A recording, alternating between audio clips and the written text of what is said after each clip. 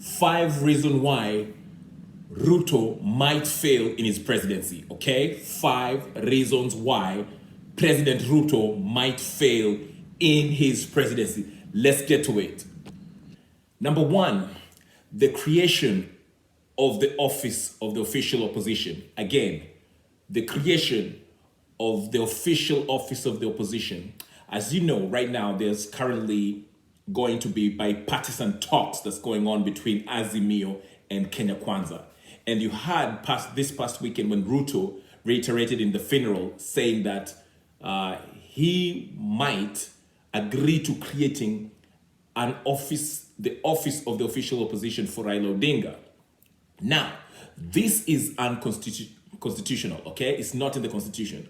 So if this was to be passed in the parliament, okay, this means that we might have to go to the ballot box and have a referendum for this office to be created. Now, that will be a very popular opinion. The general perception is Raila Odinga lost. He is the opposition. Do they really need an office where he operates from, where he gets salary paid for by the taxpayers? What's the point? Now, are we supposed to be rewarding people who are what? Losing elections? For what reason? This seems like a BBI being brought through the back door, and it's very unpopular. This is one thing that if Ruto agrees to do, it will be very unpopular and might cost him politically. So that's number 1. The idea of creating the official office of the opposition to accommodate Raila Odinga.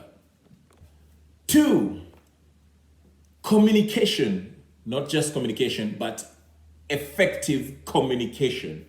This administration has not done a really good job at trying to articulate what they're trying to do. They have a bunch of people who are working in this administration. For example, the deputy president, Rigathi Gachagua.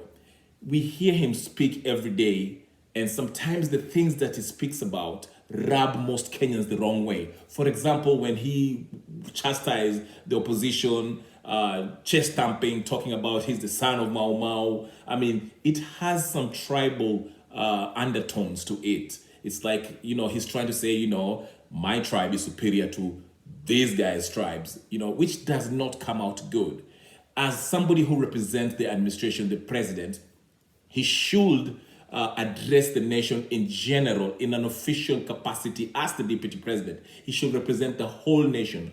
Don't try to make it, I'm a son of Mau Mau or whatever. So that's number 1. You can see with Osoro too, like the other day, he was like, this parliament thing, finance bill shall pass, whether you like it or not. Same thing with his Charagay, I guess, when he says something on Twitter, actually it wasn't on Twitter, he said it in public. He said, they're going to pass that bill whether people like it or not, and nothing will be changed. There'll be not even a comma, not even a full stop. It must pass. Now, this kind of language is not healthy. It's a turn-off to the populace, okay? If you have to communicate something, you have to persuade. The art of persuasion. Persuade the people. Articulate what you're trying to do instead of trying to chest stamp and trying to, showcase or, showboating, showing yourself as this big guy who will will force people to accept whatever they come up with. That's not the best approach. Persuade. Use persuasion, okay? Articulate what you're trying to do and make your point clear, concise, okay? So that people can come aboard. And if it's, for example, the finance bill, people can come on board saying, you know what? I want to be part of this, let's say, affordable housing initiative. I'm willing to give up my 3% because I understand it will be for the good of the nation, okay? But if you're just telling people, hey, we must pass this, whether you like it or not, it's not really good. So yes, effective communication, whether it's from the president, deputy president, the CSs, anybody representing this administration, they should communicate effectively using persuasive words, okay? Wacha kupiga piga kifua. That's not how you do it. So yes, that's number 2, effective communication. Number three, and this ties in with that effective communication. This is economy. Economy, economy, economy. We know most Kenyans are going through financial tough times, okay? And Mr. Ruto have responded and is trying to pass this finance bill, you know? As I mentioned before, I said communication is effective. You have to articulate what's in this finance bill, okay? For example, the affordable housing, and I'm using that again because there's a lot of questions about this. You have to explain why the Wananchi should give out their 3% of their salary, okay, for this project, okay? How is it going to fund how are they going to gain from that? Explain that. What criteria will you use for them to qualify for this affordable housing initiative? Things like that. Give a detailed explanation of why we should give you 3% of the salary, of our salaries, okay? And if you say it's not a tax, if somebody does not need a house, why should they still contribute that 3% of their salary towards this? These are the questions that the president and his team needs to explain, whether it's Devin D or whoever, okay? So that's why you see I say communication is very important. Communicate what you're trying to do. Be specific how you want to execute this plan.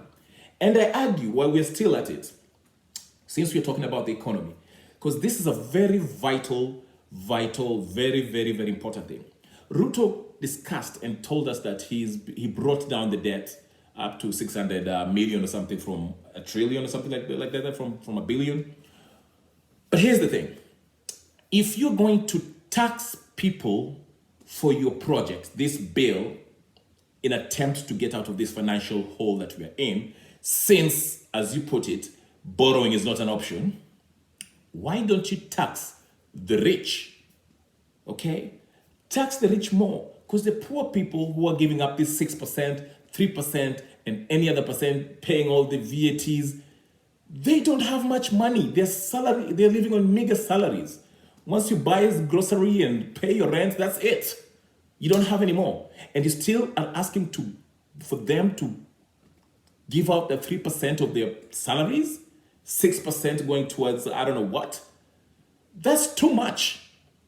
We want taxation with representation, not taxation without representation, okay? So what I'm arguing is this. If you're going to fund this finance bill, go after the majority of the people who can be taxed more than 3% and will still live comfortably. I gave an example. The Moi family, the Kenyatta family, the Biwott family, the rich, the super rich. I just saw a story last week that said that these people who buy choppers, helicopters, are getting exempt from value-added taxes. What is this? So you mean to tell me, I'm pretty sure the people who are rich are the people who are buying these choppers, these helicopters. Why are they tax exempt? These are the people who you should be taxing in order to fund this bill that you're trying to pass so you can serve the people. Historically, if you want to fund a project and if you want to raise the taxes, you don't tax people who already are financially burdened. You go for the people who have more money, people who have more money. It might not be popular, but you can put it in like a time frame where you can say, for the next 3 years, if you're making more than 1 million or something, this is what you're going to be taxed. If you're wealthy, we look at your wealth, what you're worth, and we tax you accordingly. That's what I'm advocating. Failure to do this, if you pass this financial bill as it is, I'm telling you, it's going to be unpopular and you're going to end up like Uhuru Kenyatta. Remember how Uhuru Kenyatta taxed the hell out of people and also borrowed a lot? He wasn't popular, and that's why he never won in 2017. He had to rig himself in. Mr. President, if you're listening, if you pass this financial bill the way it is, you are going to be in serious trouble in 2027. You might have to rig again. So yes, that's number 3. You have to fix this economy, articulate how you're going to execute it, and please debate. If you're going to tax people, tax the rich, okay? not the common Mwananchi who's already struggling financially. So that's number 3. Number 4 is government spending. This is kind of tied in with economy, but I made it a different one because it's a huge, huge thing. Because we see a lot of times these CS, ministers, whatever you want to call them, cabinet secretaries, people in the government, you see them posting on their Instagram, in their Twitter, a trip to Sydney, a trip to the US, a tweet to a Manchester United game in London or Manchester. I mean, we have to be very frugal. Mr. Ruto yesterday, when he was being questioned by the journalists, he said and made it clear that we have to tie our belts. Now, if you're going to tie our belts, please, Mr. President, streamline your spending, okay? We don't want to see these CSs, like I saw, what's his name, Murkomen one time. He took a trip to Manchester United to watch a game, Manchester versus I don't know who, okay? And he was sitting in a VIP section, okay? And then the senator from, I think is Kericho, during the World Cup, I saw him fly to one of the game, Argentina. Actually, it was the finals, France versus Argentina. And he posted in his Twitter.